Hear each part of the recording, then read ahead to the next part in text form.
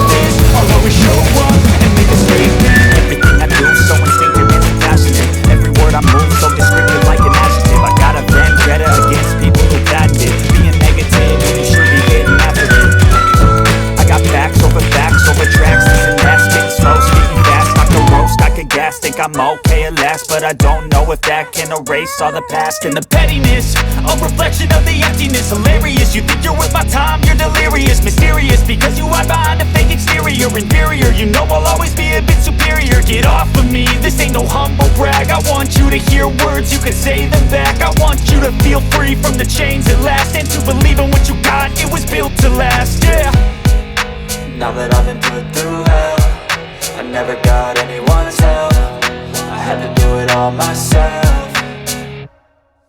I don't ever slow up, no I don't take shit. I got no love for the fakeness. If you wanna play tough and wanna hate this, I'll always show up and make a statement. I don't ever slow up, no I don't take shit. I got no love for the fakeness. If you wanna play tough and wanna hate this, I'll always show up and make a statement. Gonna learn the consequence of being incompetent. Mental health is confidence, dreams and some honestness. I'm not here to save the day, that's for you to take away. I could play a million mind games, but instead I say something not illogical, something that is topical. Rub it on and watch it go, make yourself unstoppable. Dreams are irresponsible, but they're always possible. If you just believe, you could be so remarkable. Thoughts in my head, a collage and they spread. I'll be great one day, going off of my meds. No, I'm not giving up, no, I'm not giving in. I will make it to the top, taking off in the wind. I gotta make it, I'm saving every day to taste it. I'm patient, but my mind, it can hardly take it. I'm chasing a dream that I've had for several ages. A vacant, modern kingdom for the taking.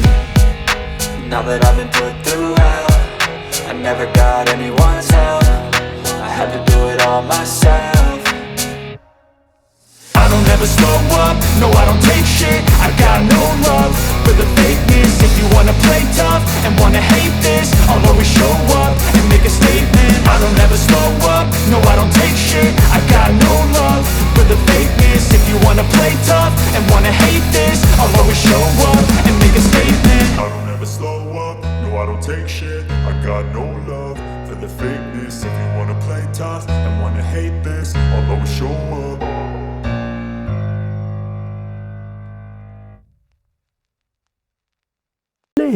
Pourquoi nous tuer? Pourquoi tuer nos frères à Beni? Pourquoi tuer nos frères à Goma? Ça doit réveiller la conscience de tout Congolais. Vous êtes Rwandais, nous Congolais, nous vous aimons. De tout cœur, nous vous aimons. Vous êtes notre frère et nous nous basons, nous, sur la parole de Dieu qui nous dit « Tu aimeras ton prochain comme toi-même ». Nous sommes obligés de vous aimer. Vous voulez prendre la partie de la terre congolaise. Ce n'est pas un problème. Revenons dans notre constitution, dans son article 1er, alinéa 1. Qu'est-ce qu'on nous dit? La République démocratique du Congo est dans ses frontières du 30 juin 1960. Un État de droit, indépendant, souverain, uni et indivisible. Je souligne ces deux mots-là. Uni et indivisible. Vous voulez prendre notre pays. Vous voulez prendre la partie de notre pays. Ce n'est pas grave. Prenez cette partie-là, mais ne tuez pas. Et si vous voulez prendre, prenez ça d'une manière légale. Entendez-vous avec le président, avec nous, peuple congolais, vous pouvez prendre. Et quand vous chercherez à prendre, ne tuez pas. Nous sommes un pays uni et indivisible. Vous voulez balkaniser le pays. On ne refuse pas. On ne refuse pas. Faites-le bien, ne tuez pas. Parce que la personne humaine est sacrée. Ça, c'est notre constitution. Maintenant, quand on dit uni, notre pays est uni et indivisible. Cela veut dire quoi? Personne n'a le droit de couper ou de prendre une partie de la RDC.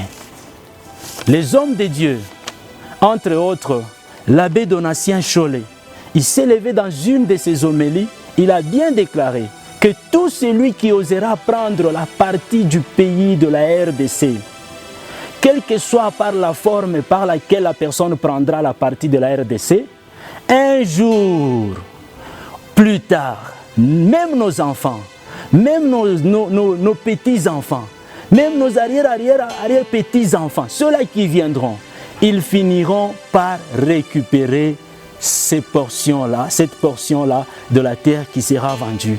Vous acceptez que l'Est soit vendu. Sachez aussi qu'un jour, l'Ouest sera vendu. Sachez aussi qu'un jour, votre propriété privée, votre maison sera aussi vendue. C'est pourquoi dans cette émission, Réveille la conscience, on veut vous rappeler de tout ce que vous avez dit. Vous voulez prendre cette partie, on n'a pas refusé. Le président Antoine Félix Tshisekedi Tshilombo, il a bien déclaré, en présence de toute la population congolaise, il a dit, il a remis ce pays entre les mains du Seigneur.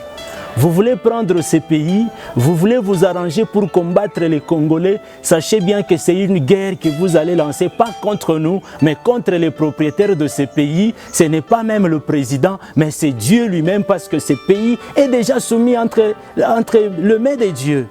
Le pays est sous la responsabilité de Dieu.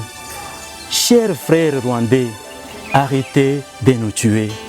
Mes frères congolais, où est le Congolais? Où est l'homme qui peut se soulever, qui peut s'élever aujourd'hui pour que cette histoire s'arrête à l'Est? On nous parle de la Monusco. La Monusco, n'oubliez pas, vous Monusco, votre mission pour laquelle vous êtes venus dans notre pays. Votre mission, c'est le maintien de la paix dans notre pays. Pensez à ça. Mais il y a des vidéos qui circulent sur les réseaux sociaux, en train d'enterrer le peuple. Je ne sais pas si ce sont les Congolais en réalité, mais des vidéos circulent, vous pouvez voir ces vidéos-là. Vous les enterrez dans une fosse commune. Revenez à votre mission de départ. Faites bien votre travail pour l'intérêt des peuples congolais. Nous, les hommes de Dieu, des différentes confessions religieuses, je ne sais pas quoi dire. Où est-ce que vous êtes? Ne pourrions-nous pas changer l'histoire de ce pays par notre prière? Nous avons une arme puissante, une arme plus qu'une bombe atomique. C'est la prière. Ne pouvez-vous pas vous lever ensemble avec nous pour prier pour ce pays, pour la nation? Nos mamans sont violées. Nos sœurs sont tuées, violées en même temps. Nos frères sont décapités. Ça, c'est inhumain. Nous, les hommes de Dieu, quelle est notre contribution? Quel est notre apport face à cette situation-là? Quel est notre apport? Revenons au président. Le président, chaque jour, la population dit Papa Alobi, le peuple d'abord. Papa Alobaki, le peuple d'abord. Maintenant, le peuple qui vous a soutenu, le peuple qui vous a voté, qui vous a élu, Maintenant, aujourd'hui, ces peuples-là est massacré. Demain, c'est sûr que vous aurez besoin de ces peuples-là. Où est-ce que vous irez? Vous allez encore créer d'autres peuples? Non. Vous reviendrez toujours à cette population-là. C'est pourquoi vous avez l'obligation de faire quelque chose pour cette population. Son Excellence, Moïse Katumbi Chapwe, l'opposant républicain, vous étiez à l'Est. Vous avez été bien accueillis par nos frères, vos frères et vos mamans congolais de l'Est. Faites quelque chose pour cette population-là. Vous avez des moyens. Faites quelque chose. Le président Félix Tshisekedi, il a dit il va donner une journée pour qu'on prie pour cette nation. Moi, je précipite les choses. Je demande son autorisation. S'il peut nous donner 2 jours de prière, un jeudi et un vendredi, chaque semaine, que l'on consacre ces 2 jours-là à prier pour la nation en général et pour le peuple de l'Est en particulier. Je me rappelle le président Moïse Katumbi Chapwe. Quand je dis président, c'est le président de TP Mazembe, le président de son association ou de sa plateforme Ensemble pour les changements. Il avait consacré 1 minute à 12 heures, 1 minute de prière pour qu'il y ait la paix dans notre pays. Et nous avons vu les fruits, les résultats de cette prière-là d'1 minute. Nous avons vu ça. Nous prions, les gens consacraient 1 minute à 12 heures juste. Ils se mettaient à genoux dans leur bureau pour prier. Pour qu'il y ait la paix. Pour qu'il y ait l'alternance paisible. Et ça s'est fait. Nous avons vu. Nous ne pouvons pas encore entrer dans cette histoire, s'il vous plaît. Le peuple congolais, je vous demande. Où sont les hommes et les femmes serviteurs de Dieu qui pourront changer l'histoire de la RDC en général et en particulier l'histoire de l'Est?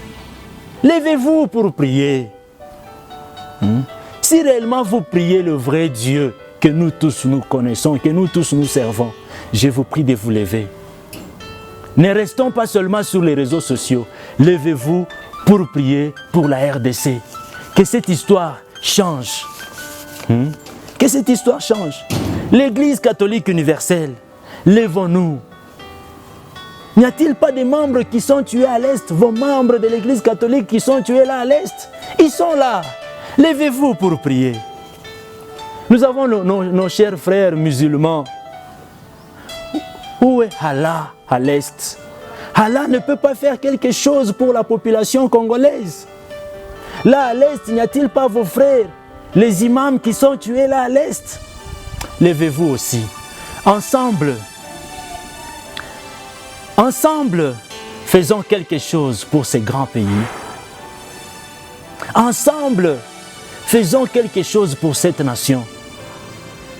La situation de l'Est n'engage pas seulement la population de l'Est. C'est une responsabilité pour nous tous Congolais. Partout là que vous êtes Congolais, sachez bien que vous avez la responsabilité de prier pour la nation congolaise, de prier pour nos peuples de l'Est, nos frères de l'Est. Parce qu'après l'Est, ça peut être l'Ouest. Après l'Ouest, ça peut être même le centre. Levons-nous tous. Prions. Prions pour la population, pour le Congo. L'église de l'orthodoxe, l'église adventiste, l'église pentecôtiste. Où est le Dieu qu'avaient vos fondateurs? Où est le Dieu qu'avaient les fondateurs de vos églises? Où est ce Dieu-là? Est-ce qu'il existe toujours? Je sais qu'il existe. C'est pourquoi nous devons nous lever ensemble. Nous devons nous lever ensemble, tous les Congolais. Nous devons nous lever ensemble pour prier pour ça. À toutes les églises kimbanguistes, où est le Dieu qui avait accompagné le prophète Simon Kimbangu? Là à l'Est, y a-t-il pas vos frères kimbanguistes qui sont décapités, tués, violés? Levez-vous.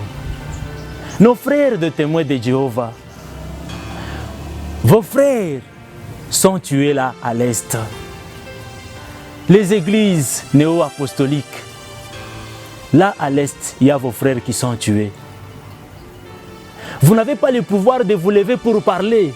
Vous n'avez pas le pouvoir de vous lever pour revendiquer ces droits-là ou de prendre les armes. Mais vous avez quand même le pouvoir de prier, de vous lever en prière, d'organiser des cultes d'action de grâce, des cultes de supplication, que la grâce de Dieu vienne en faveur de ces pays, la RDC. Parce que cette situation de la RDC est une responsabilité pour tout un chacun d'entre nous, pour tout habitant de ce pays. C'est notre responsabilité. Vous êtes étrangers, expatriés, vous habitez sur le sol congolais. Sachez bien que cette situation vous engage aussi. Parce qu'après l'Est, ces gens-là risqueront de venir aussi piller même vos produits, même vos billets. S'il vous plaît, mes frères, s'il vous plaît, lèvons-nous, tenons-nous main dans la main, prions pour ces pays. Même vous, mes frères de Goma, de Beni, vous vous êtes levés, vous avez marché, vous avez brûlé, incendié des endroits, plusieurs endroits. Mais sachez bien qu'après cette action que vous avez réalisée, la chose ou les histoires se sont encore empirées davantage. Pourquoi? Juste pour vous faire voir que la solution que vous avez prise, c'est une bonne solution, mais elle n'était pas la meilleure. Je vous donne la meilleure solution, c'est de croire au Seigneur Jésus-Christ. Même après votre mort, sachez une chose, Paul a dit, la mort pour moi, c'est un gain. Pourquoi la mort pour Paul était un gain? Parce qu'en donnant sa vie à Christ, qui meurt en Christ n'a pas perdu, mais il a gagné. Et il a gagné quoi? Il a gagné la vie éternelle, parce que quand Jésus-Christ reviendra, tous ceux qui seront morts entendront la voix de Jésus-Christ, ils seront ressuscités pour soit être jugés, soit pour aller vivre la vie éternelle. C'est pourquoi, dès déjà aujourd'hui, maintenant même, donnez votre vie au Seigneur Jésus-Christ et lèvons-nous tous dans la prière. Lèvons-nous tous dans la prière. Encore une fois, lèvons-nous tous dans la prière. Lèvons-nous tous dans la prière. Il y a un verset sur lequel nous devons nous baser. 2 Chroniques chapitre 7, verset 14.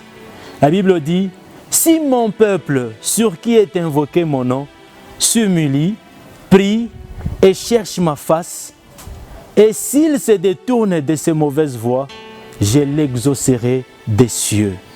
Je lui pardonnerai son péché et je guérirai son pays. » C'est un verset biblique que le président Fachi avait déclaré au stade des martyrs ces jours-là, lorsqu'il consacrait ce pays entre les mains de Dieu. C'est pourquoi nous devons aussi nous baser sur ces versets bibliques. Nous devons prier. Lèvons-nous en prière. Lèvons-nous en prière. Que Dieu bénisse la RDC tout entière. Que Dieu bénisse le président qui est à la tête aujourd'hui. Que Dieu bénisse la population de l'Est. Que Dieu bénisse tout Congolais, partout là où il est. Qu'il soit béni, qu'il vive cette bénédiction. Mais j'insiste, avec l'autorisation du président Félix Antoine Tshisekedi, qu'il nous donne les 2 jours, qu'il confirme ces 2 jours, jeudi et vendredi, comme une journée, comme les 2 jours consacrés à la prière. On va prier, on va recourir à Dieu. Que Dieu vaille cette population. Que Dieu vous bénisse.